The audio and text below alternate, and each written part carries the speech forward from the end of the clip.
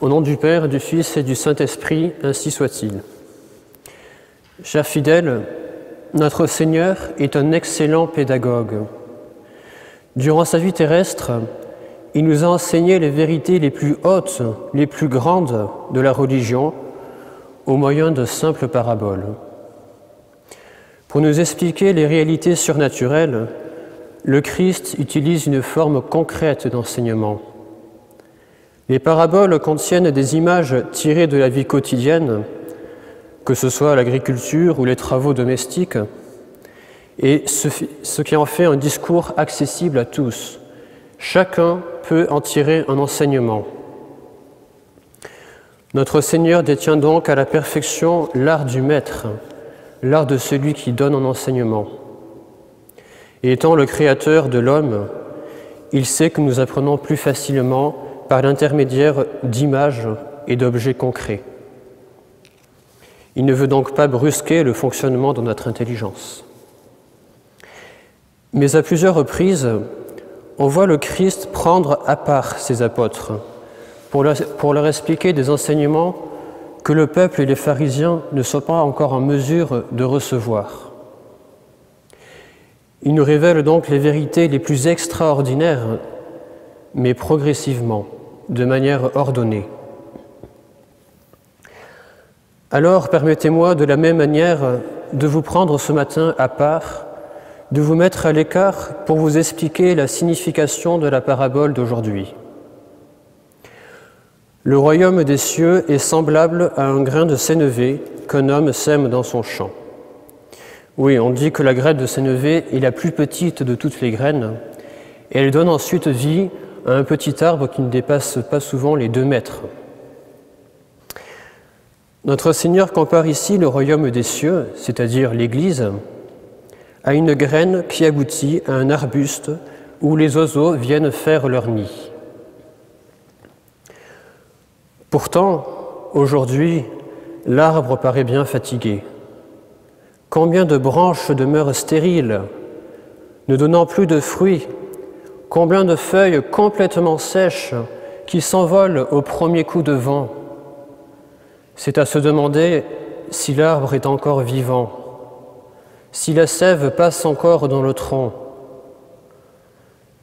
Les oiseaux, loin d'y faire leur nid, semblent s'envoler au plus loin face à un arbre menaçant de tomber. L'Église semble donc bien défigurée, tant de l'extérieur que de l'intérieur. Et comment, après cela, admettre la sainteté de l'Église? Mes bien chers frères, ici-bas, l'Église de Jésus-Christ, l'unique Église, est composée de justes, mais aussi de pécheurs. Oui, l'Église est aussi composée de pécheurs. Le chrétien qui tombe mortellement dans le péché ne cesse pas d'appartenir à l'Église. Dieu permet sur cette terre que l'ivraie pousse avec le bon grain.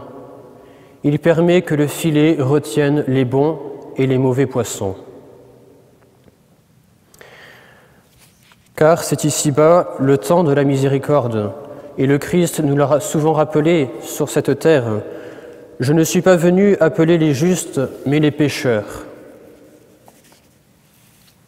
Mais faut-il en conclure que l'Église est souillée du moment que quelques-uns de ses membres sont pécheurs?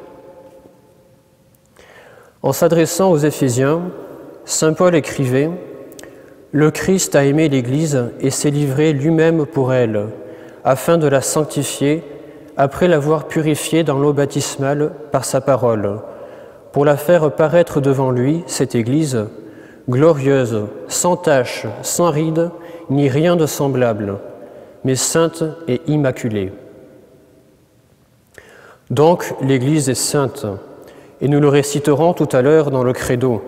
Je crois en l'Église une, sainte, catholique et apostolique. Je crois en l'Église sainte. Mais l'Église est quand même liée au péché.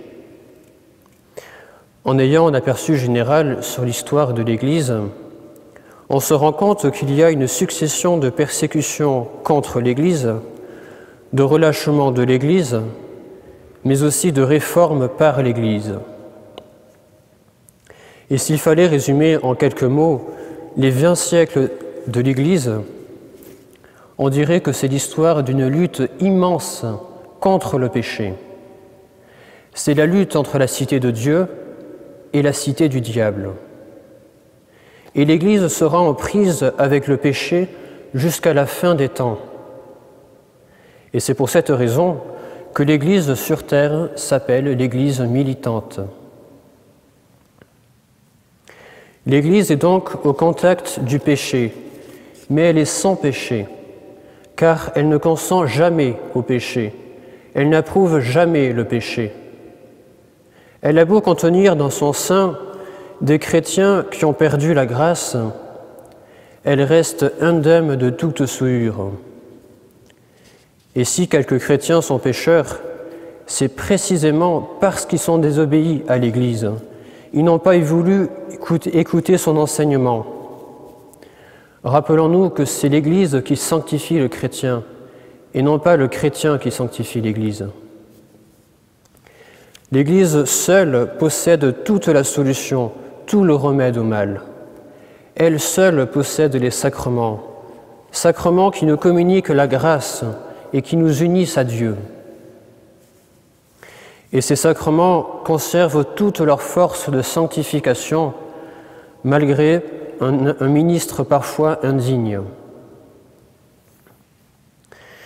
Et c'est pour cette raison que l'Église seule est capable d'engendrer des saints, et il y en a des myriades innombrables. Ces hommes sont précisément saints parce qu'ils ont obéi à l'Église, comme à une maîtresse de vérité, et ils ont aimé l'Église comme on aime une mère. L'Église n'a jamais cessé de susciter des saints et de nous les proposer en exemple. Et même sous les pontificats les plus étonnants, l'Église ne perd jamais sa vitalité. Même dans les situations humainement désespérées, l'Église garde toujours sa sainteté. Et c'est au contraire la gloire de l'Église d'être sainte avec des membres pécheurs. Et ces derniers, loin de discréditer la sainteté de l'Église, ne font que la manifester. Car si l'Église persévère malgré les défaillances humaines, c'est qu'elle est divine. Et c'est là un miracle de la voir ainsi perdurer. L'Église accueille maternellement le pécheur, non pour le conforter dans son péché, ce qui irait contre sa mission, mais bien plutôt pour guérir le pécheur, pour le soigner et le rapprocher toujours plus de Dieu. Alors, chers fidèles, posons-nous cette question individuellement. Que devient la graine de sénévé que j'ai reçue dans mon âme le jour de mon baptême ? Cette question, voyez-vous, est essentielle. Il faut se la poser régulièrement. Et s'il vous arrive de sombrer dans le péché, si vous êtes éprouvé par des événements douloureux, si vous êtes désespéré de la vie, restez plus que jamais attachés à l'Église. C'est elle qui vous guérira, qui vous consolera, qui vous gardera ferme dans l'espérance. Vous serez alors de dignes enfants de l'Église, qui savent se soumettre à son enseignement et qui savent utiliser au mieux les moyens qu'elle nous propose pour faire notre salut, ainsi soit-il. Au nom du Père, du Fils et du Saint-Esprit, ainsi soit-il.